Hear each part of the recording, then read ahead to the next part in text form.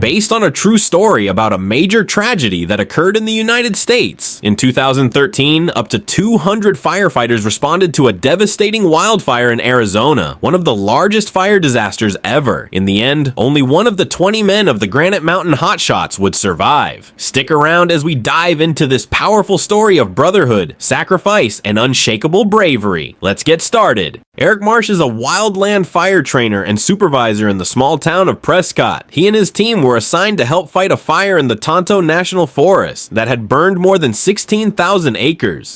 Eric's team created fire lines and fire breaks as wide as possible to prevent the fire from spreading. Eric then observed and analyzed that the heat was increasing and the wind direction was changing, which could push the fire toward homes. He immediately reported this to the center and asked for permission to bring his team to build new fire breaks to prevent this from happening. But the request was denied because the center had already ordered a Type 1 firefighting team to extinguish the fire. Eric himself could not insist, of course, because his team was actually a Type 2, still in training, or rather, not yet certified. When the Type 1 firefighters led by Smith arrived, Eric suggested that they immediately build a new fire break in the area near the river, but the suggestion was rejected because he did not want to be dominated by the Type 2 team. A few hours later, what Eric had predicted happened. The fire moved towards the settlement and started burning all the houses. Everyone panicked and ran for safety. Eric was very upset that he couldn't act quickly because his team was still Type 2.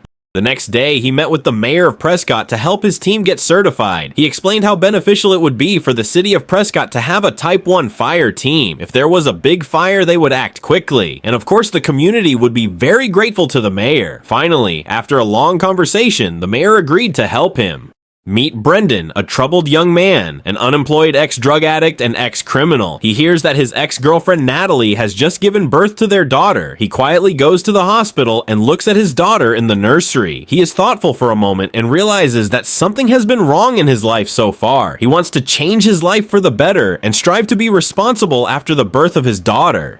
Brendan tries to apply for the fire department. Once inside, he meets Mac, but is immediately rejected because there are no openings. Just as he was about to leave, Brendan was called in for an interview by Eric. Eric saw potential in the young man and decided to give him a chance to join the team, despite his conflict with the other members.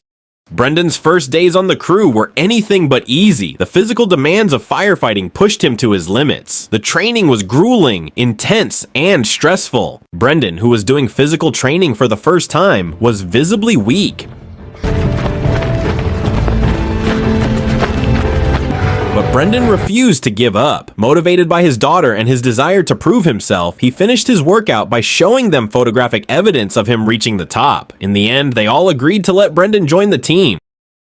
Whenever he came home from practice, Brandon would take the time to buy baby items and sneak them out on Natalie's doorstep, until one day, Natalie was touched and met him with his daughter.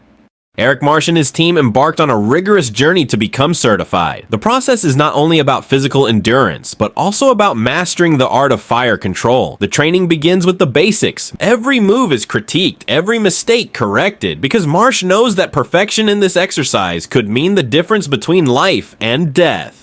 Eric also tested their knowledge, and when it was Brandon's turn, he got the answer wrong. This made Eric angry because Brandon's mistake could hurt everyone. In the end, all members were punished with 100 push-ups for their mistakes, which of course made the other members angry, and made Brandon fight with Mac, but encouraging each other strengthened their bond. These moments reminded them why they joined the crew and strengthened their commitment to achieving the goal. Suddenly, Eric received a phone call informing him that his team would be evaluated while fighting a fire on Mount Chiricahua. They all looked very happy because after a long wait, they now had the opportunity to become a Type 1 team.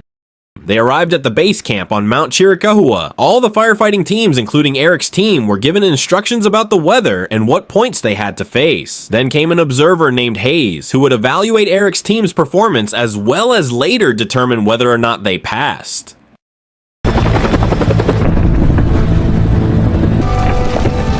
Eric's team immediately moved to make fire breaks. Hayes, who continued to observe, was very proud because they worked very quickly. Eric analyzed the weather and wind conditions to determine the direction of the fire. With all his experience, Eric decided to build a new fire break on the side of the mountain. But Hayes, with 40 years of experience, disagreed. In fact, Eric got angry and told Hayes not to interfere. No, step off! So let us do our job.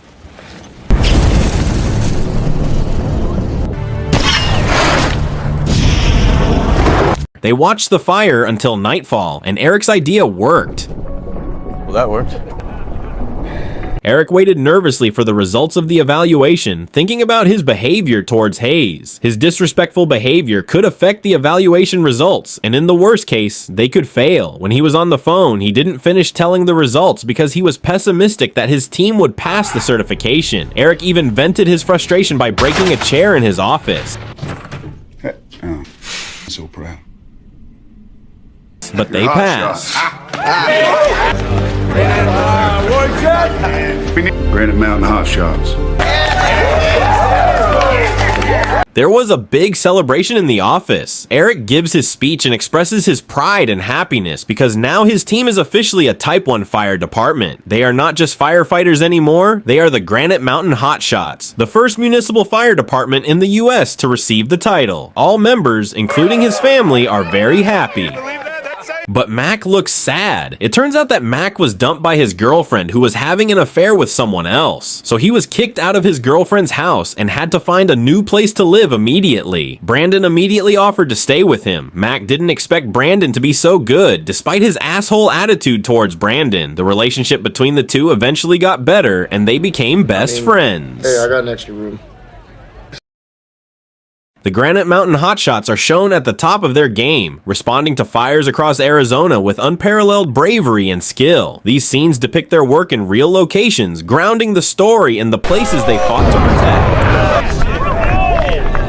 One standout moment takes place near Prescott, Arizona, where the crew confronts a wildfire that threatens a historic juniper tree known to locals as the Champion Tree. This magnificent tree, a symbol of resilience and natural beauty, is in the direct path of the advancing flames. The team decides to use a risky but effective technique, create a controlled burn around the tree. They carefully ignite and monitor a fire line, removing all flammable material in a ring around the tree. The tension is palpable as the raging wildfire approaches, but their strategy works. When the wildfire reaches the controlled burn area, it has no fuel to feed on and dies out. The crew saves the Champion Tree, a moment that underscores their expertise and deep respect for the land. Amidst all the firefighting success, Eric's wife, Amanda, points out how the relentless demands of his job are taking a toll on their marriage. Eric is the kind of man who puts everything he has into his work. He wasn't just leading a crew, he was building something bigger than himself, a legacy. But that kind of drive comes at a cost, and Amanda feels it deeply. She struggled with the fact that she often gave in. She was tired of feeling like she was competing with a forest fire for his attention. The debate became so heated that Amanda finally went home, and Eric went to the Dwayne's house to calm down. Eric was given the advice that family is something that needs to be carefully nurtured. He also suggested that Eric stop being so ambitious because he had already achieved everything he wanted. Eric went home and immediately apologized to Amanda. He promised that this year would be his last as fire chief.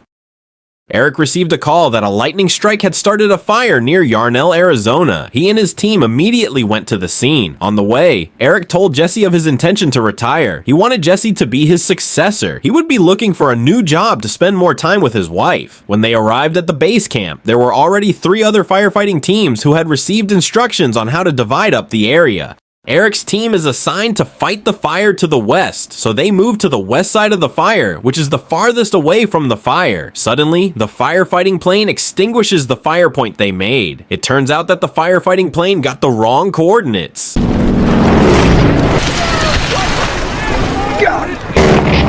Eric makes a new plan by sending Brandon to a higher area to monitor the fire, while the other members make a new dig on the next hill. Brandon had reached the top and warned his partner that the fire was moving fast towards them. The wind began to pick up, forcing Brandon to move away from his spot to a safer place. But the fire was moving too fast towards him and he was almost caught in the middle of a huge blaze. Brandon seemed to be struggling to find a way out as the smoke got thicker and hotter. Fortunately, another team heard Brandon's position over the radio and immediately picked him up by car. He was taken to the parking lot and immediately joined the team to secure himself back at base camp.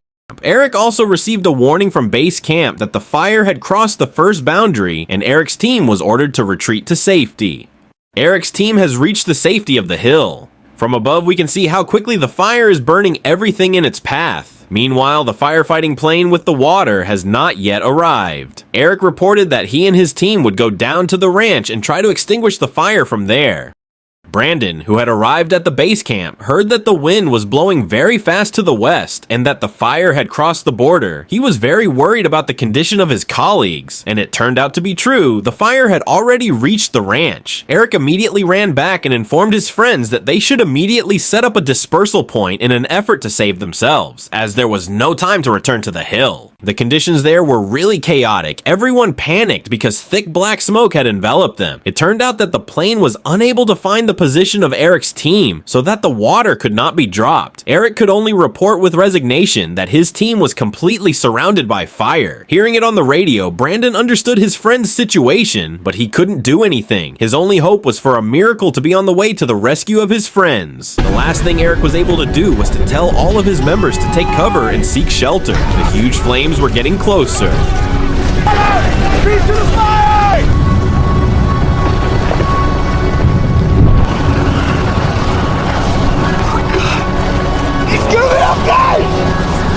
Okay. Granite Mountain, do you hear a helicopter?